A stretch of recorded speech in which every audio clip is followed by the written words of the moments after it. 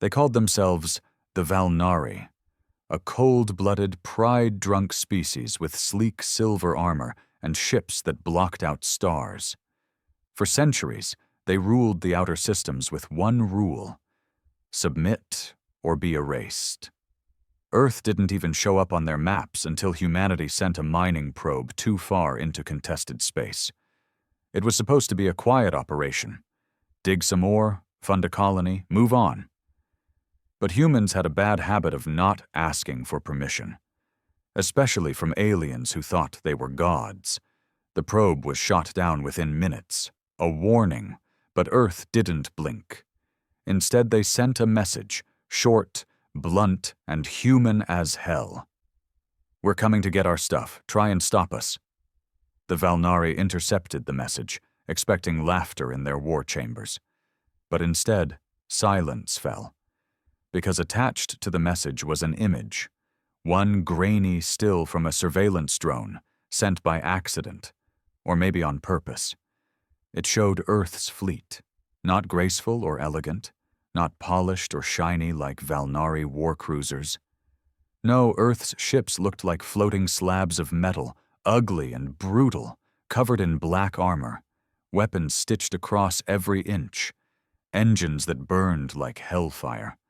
It was the kind of fleet built not for ceremony or pride, but for one thing: total war. Admiral Syrinx of the Valnari stared at that image for a long time. He didn't speak, didn't even blink, just narrowed his red, insect-like eyes as a sick chill crept into his bones. "What is this barbaric design?"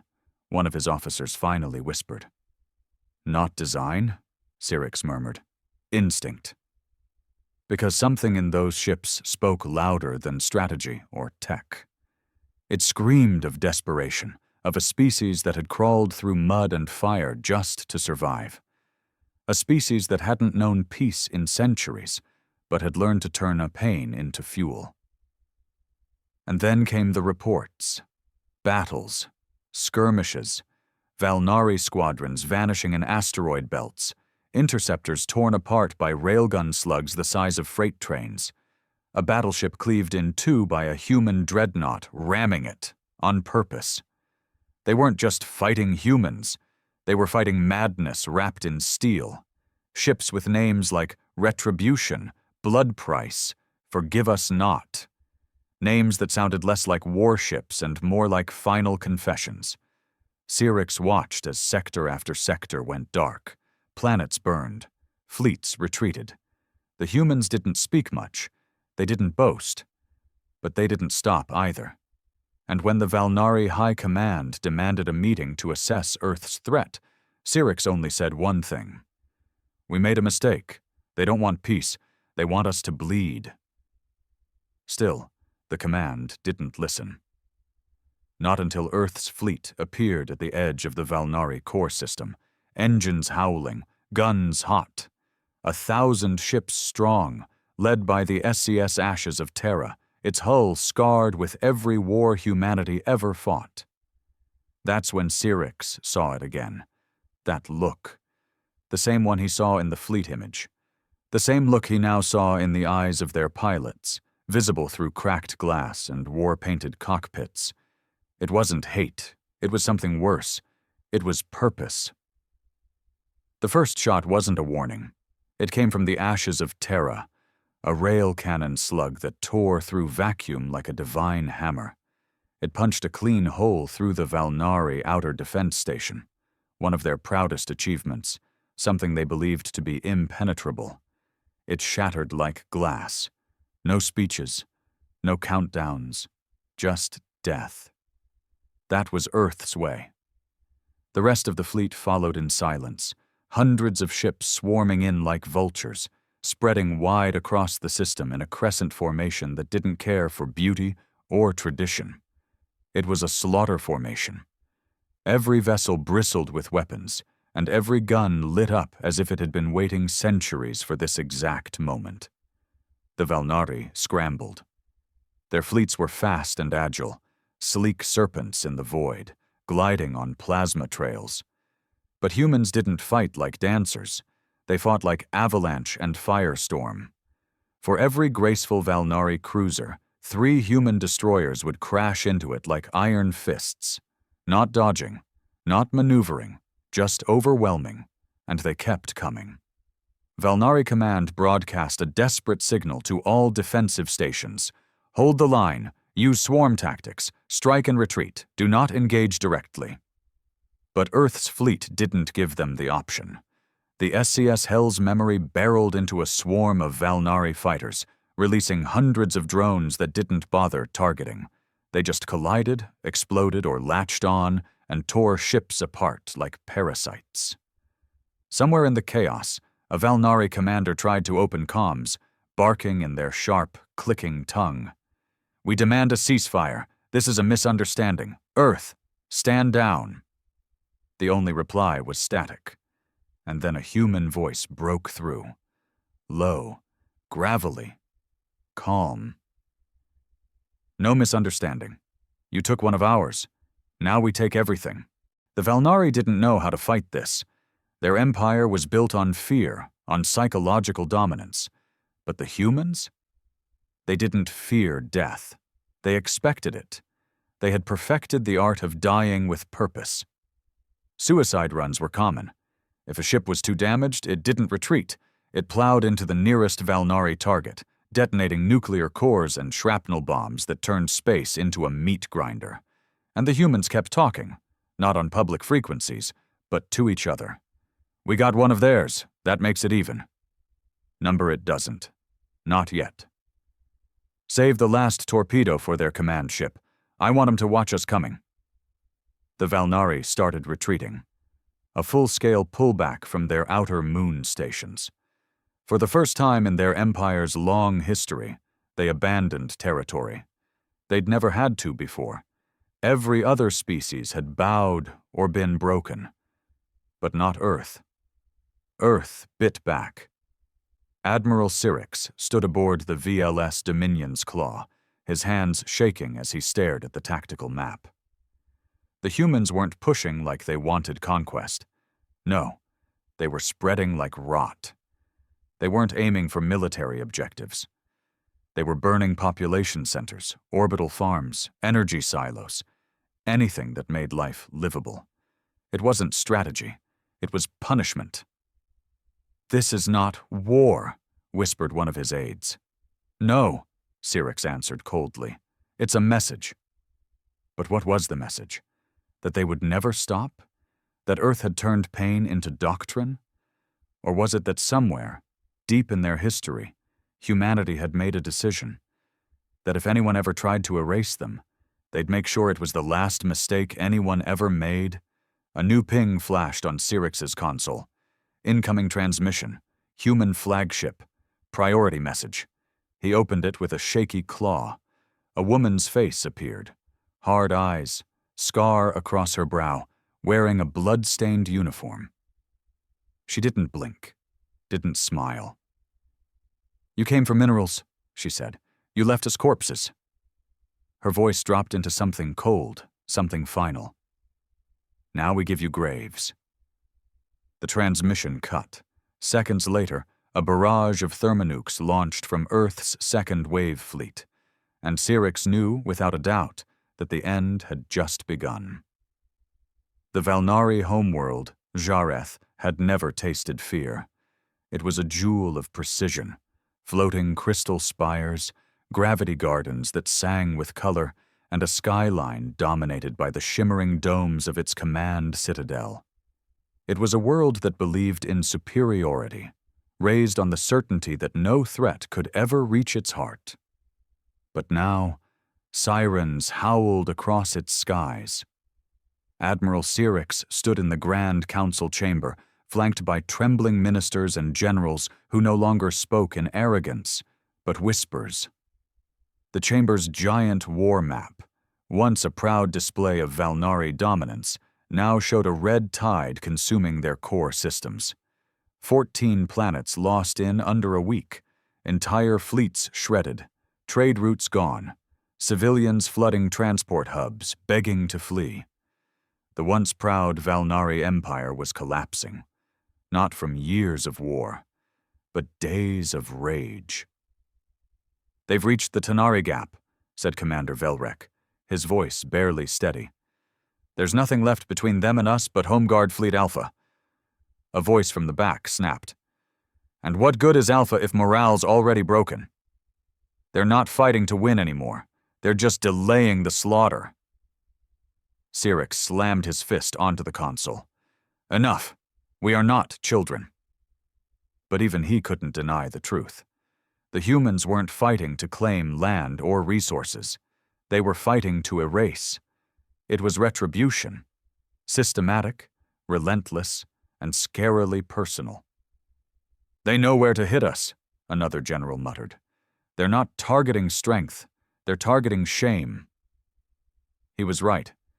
The humans had bypassed major military installations and gone straight for places like the slave colonies of Threx 9, where the Valnari had kept prisoners of war in underground labor pits for decades.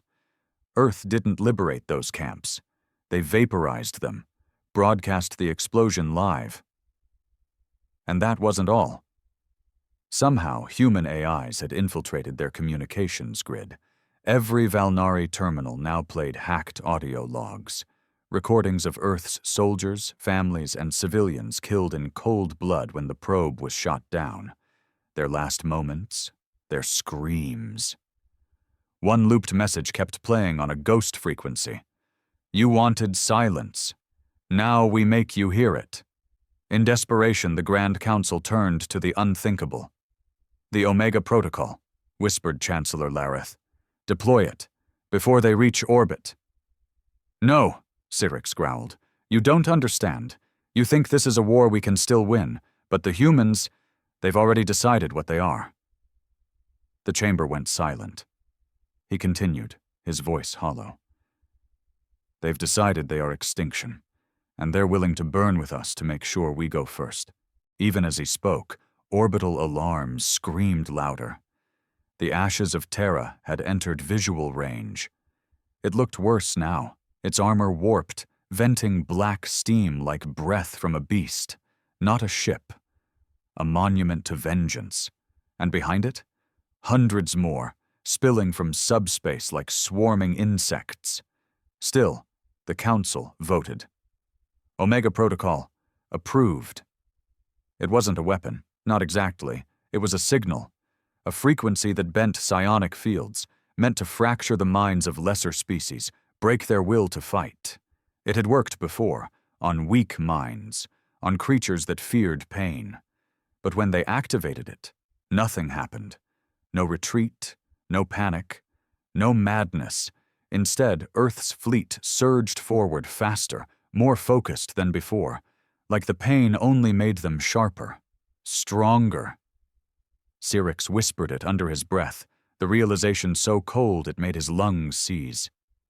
They don't fear pain. He finally understood what the Valnari never could. Earth had never been the strongest species, never the smartest. But they were the ones who survived their own darkness, the ones who learned to wear trauma like armor, who carved their dead into war chants and loaded grief into torpedoes. The Omega Protocol had failed. And Earth was now over their skies. The sky over Jarth turned black. Not from nightfall, but from the shadow of Earth's fleet blotting out the suns. The Valnari capital, once the shining center of their empire, now sat beneath a ceiling of fire and metal. The citizens had never seen war up close. They'd always watched it from a distance. Conflict was something that happened out there, far from the glow of their perfect world. But today, war had come home. The ashes of Terra hovered directly above the capital spire, engines growling like a beast ready to strike. Its hull was scorched, bearing the scars of 1,000 battles, pieces of fallen ships fused to its sides like trophies. It wasn't here to negotiate. It wasn't here to conquer. It was here to finish what Earth had started. Inside the command deck, Captain Mara Voss stood like stone. Her uniform was torn at the sleeve, soaked in dried blood. Some of it hers, most of it not. Her eyes were raw with exhaustion, but sharp, focused. She stared at the capital's coordinates, her finger hovering above the fire command. "Target's locked," her weapons officer said quietly. "Valnari High Command confirmed inside the spire. One strike ends their leadership." But Mara didn't press the button. Not yet. Because she wanted them to watch. "Open wide frequency channel," she ordered. Seconds later, her face appeared on every screen across Jarth, hijacking news feeds, emergency broadcasts, even personal terminals. No theatrics. Just her, standing against a backdrop of fire-lit steel. "You thought we'd beg," she said flatly. "You thought we'd roll over like the rest. But you misjudged us." She leaned closer to the camera, her voice colder now.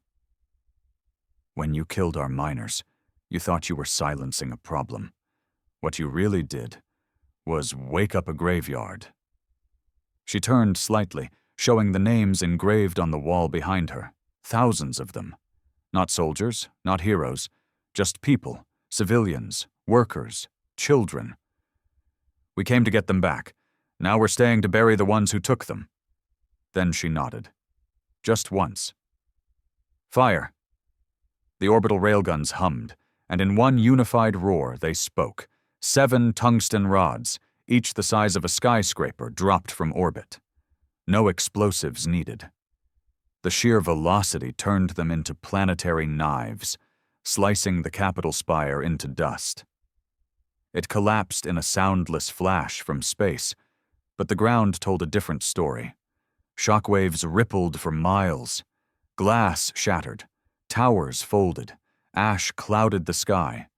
The Valnari High Command died in seconds, along with every last official who had signed the order to shoot down Earth's probe.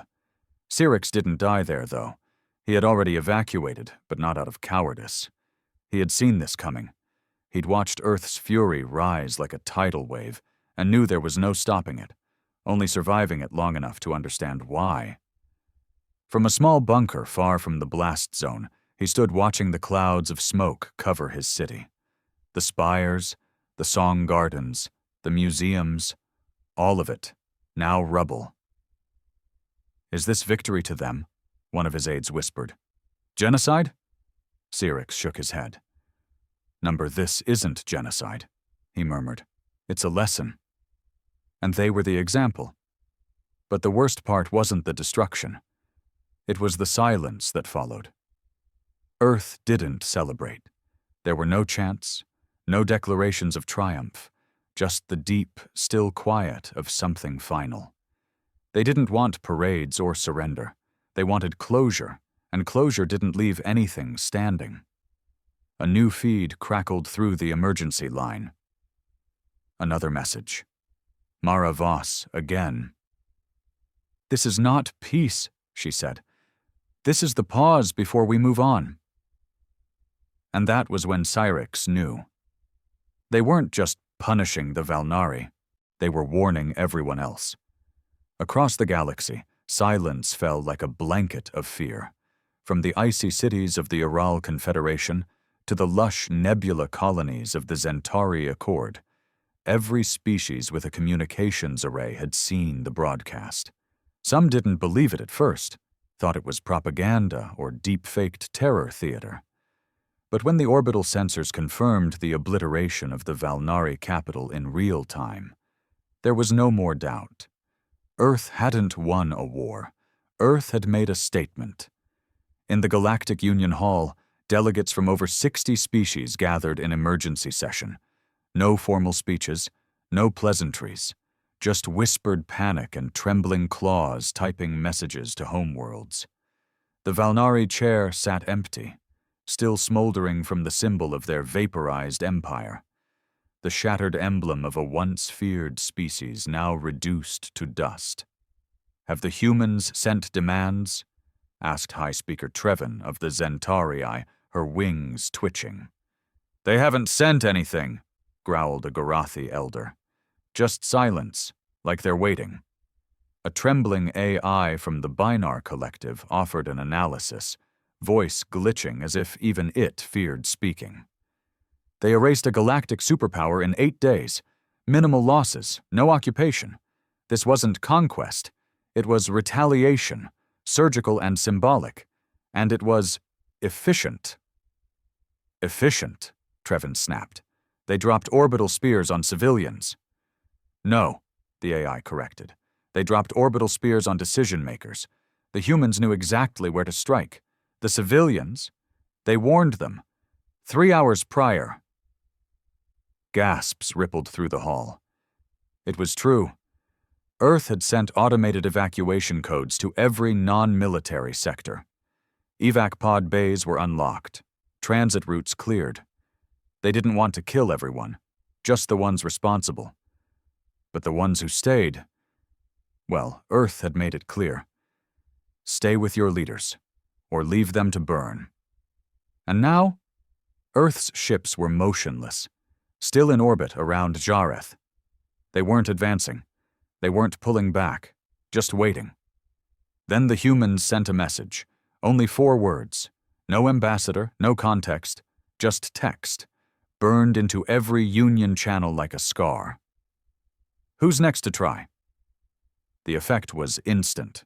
The Trelawney Empire declared neutrality within the hour. The Drak Confederates, once vocal about humanity's uncontrolled aggression, signed a non-aggression pact and offered tribute.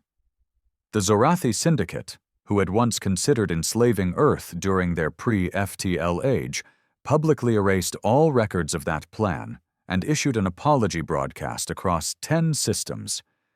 The galaxy didn't just fear Earth now, they respected it. Because for the first time in centuries, the unspoken rule had been broken.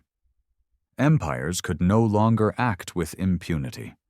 Power wasn't protection anymore. Humanity had taught the stars something ancient, something primal. If you corner a species that has survived its own extinction more than once, it will teach you what desperation looks like with a gun in its hand. Back on Earth, the mood wasn't celebratory. It was quiet, heavy. Captain Mara Voss walked through a memorial hall where the names of the lost shimmered across stone panels, endless and sacred. Children's toys sat at the base of some, miners' helmets, burnt patches of uniforms. It was all there, preserved, not as a reminder of war, but of why they went to war. A young ensign walked beside her, hesitant. "Ma'am, was it worth it?" She didn't answer right away. Outside, people were rebuilding. Ships docked. Farmers tilled artificial fields again. Earth wasn't richer or safer, but it was heard. Mara finally said, "They needed to learn." The ensign frowned. "Learn what?" "That humans might die standing," she said, voice low. "But we never kneel." And somewhere, in the far edges of the galaxy, another species watched and took notes. The galaxy didn't sleep anymore. Not after Earth's vengeance scorched an empire to ashes and dared the stars to speak back. Every major species, once bold, bloated with self-importance, now moved with caution. Words were measured. Fleets withdrawn.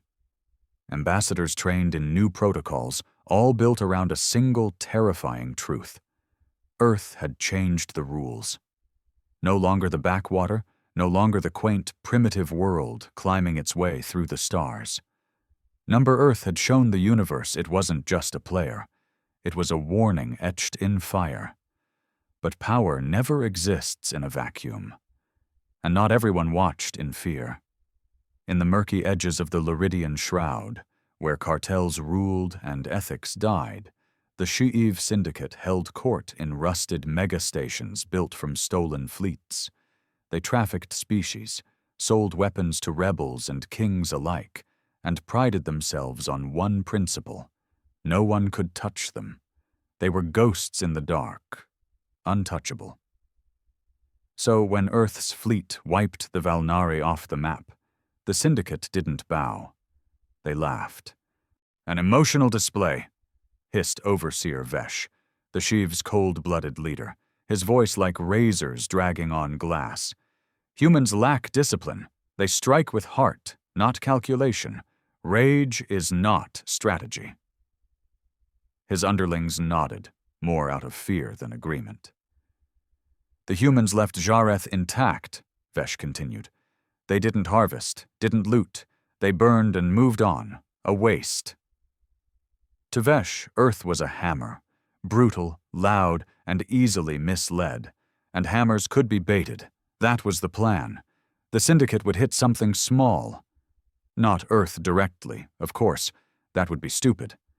But something, close enough to provoke, just enough to test the edges of their fury. So they chose Calera 7, a border colony co-managed by humans and a few minor species. It had a defense grid, modest trade, and more importantly, it was known to house descendants of Earth's diaspora, people with human blood, human names. The Shiv hit it without warning. No broadcasts, no ransom. They sterilized the orbit, turned the food reserves into slag, then landed to make a statement. No weapons, just poison gas, burned flags, and a message carved into the ground. Come find us. And Earth did. But this time, they didn't send a fleet. They sent one ship, just one. It arrived without lights, without fanfare, a black craft no larger than a cruiser, bearing no official markings. But the moment it entered the Luridian shroud, every Shiv listening post went silent, and those that tried to track its path, they simply vanished. Vesh didn't understand at first. He paced his throne room, frustrated, waiting for retaliation that never came. Cowards, he snarled. Too broken to respond. But then, slowly, reports began to drift in. First, Shiv outposts, hundreds of light years apart, were going dark within minutes of each other. Then, black box recordings of something breaching their shields without touching them, like shadows melting through bulkheads. No explosions, no firefights, just screams. Then silence. Then, the name. Project Revenant. It was whispered across the black market networks, panicked voices over encrypted lines. No images, no survivors, only a growing pattern. Where the Shiv had laid their trap, Earth had sent something far worse than a fleet. They had sent ghosts. Vesh panicked, ordered a retreat, pulled all assets from Kalara and beyond. But it was too late. The Revenant didn't come with ships. It came with a message, beamed into every Shiv ship simultaneously, Vesh included. A woman's voice, calm, steady, familiar, Captain Mara Voss. You asked us to come, she said. You burned our blood, marked your message in our soil. A pause, then colder. Now we mark you. And then it began. One by one, Vesh's stations were hacked. Not for control, but for humiliation. Every file, every sale, every brutal secret of the Shoiv Empire was broadcast to the entire galactic net. Names, faces, deals, slavery contracts, species blackmail. It was no longer about vengeance. It was exposure. In less than 48 hours, the syndicate collapsed, not by missile or torpedo, but by truth. And still, the black ship hovered above their last station. Vesh stood trembling on his deck, watching as his empire bled out. His last words, before a silence unlike any other swallowed the feed, were bitter. They didn't kill us, they unmade us. Back on Earth, in a dim command room beneath the Atlantic arcology, Mara Voss stood with her arms crossed. Her officers waited for orders, for applause, for some sign this mission was over. She didn't speak. She didn't smile. Instead, she looked out the viewport at a swirling galaxy that had learned something dangerous. Humanity no longer needed armies to fight wars. They only needed a reason. The galaxy was changing, and Earth stood at the center of it. No longer a junior race begging for scraps. No longer a planet dismissed in backroom treaties. After Jarth burned and the Shiv syndicate was dismantled by whispers and shadows, every power, old or new, began adjusting to the new order. And the new order had a name: the Terran Accord. It wasn't a government, it wasn't even a formal alliance, it was an idea, a doctrine, one built on fear, yes, but also on respect. You didn't cross Earth. You didn't provoke Earth. And more than anything, you didn't lie to Earth. The Accord established new terms of engagement. Every species was given a seat, on one condition: no slavery, no exploitation of developing worlds, and no preemptive strikes against non-hostile civilizations. The punishment for breaking those rules wasn't economic sanctions. It was erasure. And nobody wanted to test it again. But the bigger Earth grew, the more dangerous it became. To itself. The cracks didn't come from outside. They came from within. In the shadows of Earth's rise, a growing number of voices began to question everything. Politicians who had ridden the wave of vengeance now feared the beast they helped unleash. Soldiers who'd survived the Valnari front lines watched as their medals were replaced with classified orders and silencing protocols. Scientists, once hailed as heroes, were now shackled to research centers hidden deep underground, forbidden from speaking about what they'd really built during the war. One of them was Dr. Lena Marik. She had designed the stealth neural interface for Project Revenant, the system that allowed a single pilot to command a squadron of autonomous AI drones, effectively giving Earth the power to ghost any enemy installation within minutes. But Lena hadn't signed up for assassination or erasure. She'd signed up to protect. And now she couldn't even look herself in the mirror. They'd called it defense, but it had become a religion, the gospel of retribution, and like every religion, it had its zealots. Enter General Elias Drex, once a war hero, now a figure of growing concern inside Earth's own command structure. He believed the Terran Accord wasn't enough. To him, fear alone wasn't sustainable. He wanted dominance. Full-spectrum control of the galactic lanes, defense grids on every trade corridor, black site bases on uninhabited planets. He wasn't content with being respected. He wanted Earth to be worshipped. "We've won," he said during a covert speech to high-ranking officers in the Pacific Bastion. "But we've only just begun. If we don't take control of the narrative, others will. And we all know how fast fear turns to rebellion." He proposed a new initiative, Helios Directive, a sweeping protocol that would authorize Earth to preemptively neutralize any emerging military threat before it became a problem. No diplomacy, no trials, just cold, decisive action. Some clapped, others stayed silent. Mara Voss wasn't invited to that meeting, but she heard about it within the hour, and she was furious. "This wasn't what we fought for," she growled to the new Earth Council, slamming a report onto the table. "We struck back because they provoked us. We burned Jarth because they murdered our people." "And what happens," one counselor asked carefully, "when the next empire decides they don't like the rules?" "We deal with that then," Mara replied. "We don't become what we feared." But the council wasn't listening the way they used to. The fear was fading. The thirst for power was growing. And somewhere deep beneath Luna's dark side, Helios Directive had already gone operational. The first target was a minor relay station on the edge of Zentari space, a listening post that had begun collecting intelligence on Earth's fleet movements. The Zentari weren't enemies, not yet. But they weren't trusted either. The station went dark overnight. No explosion, no debris, just gone. The Zentari sent a formal inquiry. Earth denied involvement, and Mara Voss knew they were lying. That night she met with Dr. Merrick in a hidden chamber below the Atlantic Arcology.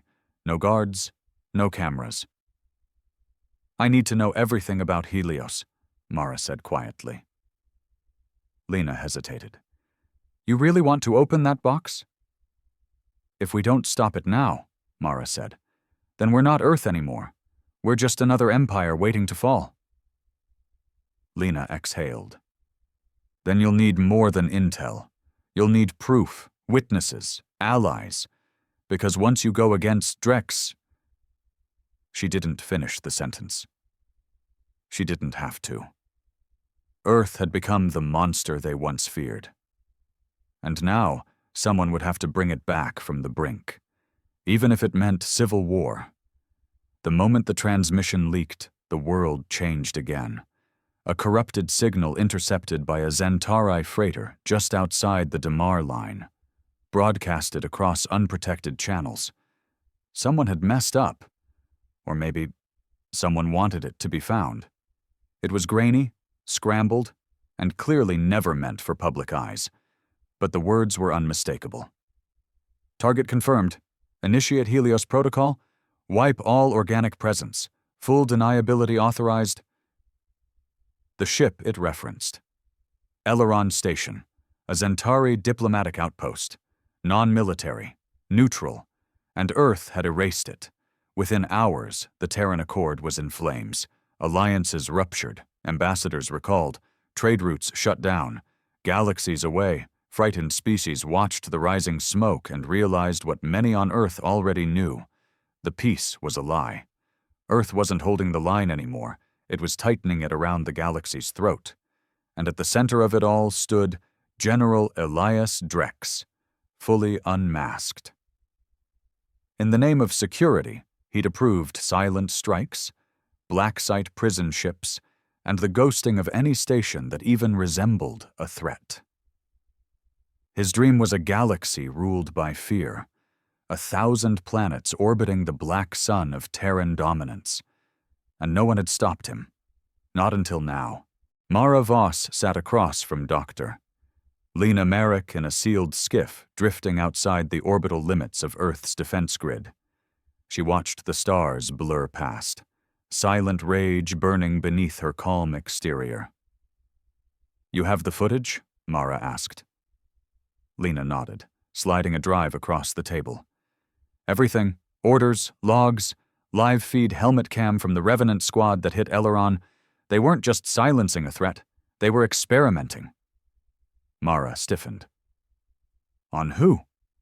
Lena swallowed. "Zentari children. Half-human colonials. They called it behavioral resilience testing." There was a long pause, and then Mara stood up. "Then Drex dies tonight." Back on Earth, the Pacific Bastion, the Terran military's crown jewel, shimmered beneath the artificial sun of the geo-synced dome. A fortress in orbit, masked as a command center. Drex stood in its heart, addressing a room of officers who no longer cared about conscience. Only order. Power. "The galaxy fears us," he said, his voice low and sharp. "Let them. Fear maintains peace better than treaties. We are not conquerors. We are keepers, guardians, executioners of balance." But as he spoke, the screens behind him flickered, then changed. One by one, every display in the Bastion's control room lit up with the same footage. The Zentari station, peaceful and thriving, children laughing, diplomats laughing, then screams, flames, the silent approach of Revenant drones, unseen, unheard, until it was too late. The room fell still. Drex turned. "Who did this?" His answer came in the form of a voice, firm, familiar, echoing through the speakers like judgment. "Mara Voss," she said. "I was Earth's sword once. I am now its mirror." Moments later, the doors burst open. Mara stepped through, flanked not by soldiers, but by witnesses, former Revenant pilots, scientists, civilians, survivors of the black site prisons, and behind them, broadcast live across every Terran channel, the truth. "You killed for paranoia," Mara said, facing Drex. "You turned defense into dominance. Earth didn't rise to become a tyrant." Drex stepped down from the podium, eyes sharp. "You're playing martyr, Mara. Don't be naive. Without me, the galaxy eats us alive." "No," she said. "With you, we become the monster that once tried to devour us." For a moment, Silence hung in the room like a noose. And then someone clapped. It was Admiral Rourke, a man who had stood beside Drex for years. He rose, slow and deliberate. "You kept saying we were the only ones who understood the cost of war," Rourke said, his voice tired. "But you forgot the cost of peace." Then he drew his weapon and turned it on Drex. What followed wasn't a firefight. It was a reckoning. Drex lunged, tried to reach the override console, but it was already locked down, systems frozen, comms jammed. As he roared, as the last breath of control slipped from his grasp, it was Rourke who pulled the trigger. A single shot. No spectacle. Just silence. And then, the Bastion went dark. Weeks passed. Earth grieved, not just for the dead, but for the part of itself it had almost lost. The Terran Accord survived, but it was rewritten, not with fear, but with accountability. A new seat was added to the Council, one for the Zentarii. Reparations were paid. All black sites were shut down. Project Revenant was permanently dismantled, its AI cores melted into slag beneath Luna's core. Mara Voss refused any title, any parade. She returned to the shadows where she had come from, watching as Earth tried to be better, not just stronger. In her final public address, she said only this: "Fear builds empires, but only truth keeps them standing." And somewhere far away, in the cold, empty silence between stars, the galaxy exhaled, because the monsters were gone. And humanity? Humanity remembered it wasn't born to rule, it was born to survive, and in surviving it learned how to lead, not with fire, but with light.